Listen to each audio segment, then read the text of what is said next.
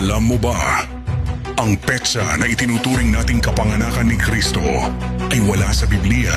Hindi ito itinakda ng mga apostolo ng unang Kristiyano. Bago maging Kristiyano ang Roma, may selebrasyon ng Unconquered Sun. Tuwing Disyembre 25, ito ay pista ng araw at liwanag.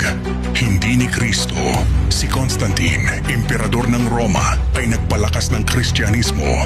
Ngunit hindi niya itinakda ang Pasko. Ideya ay upang palitan ang paganong festival at makuha ang suporta ng masa. Si Pope Julius Bervier ang opisyal na nagdeklara ng December 25 bilang kapanganakan ni Kristo. Isang petsa hango sa paganong tradisyon, hindi sa kasulatan.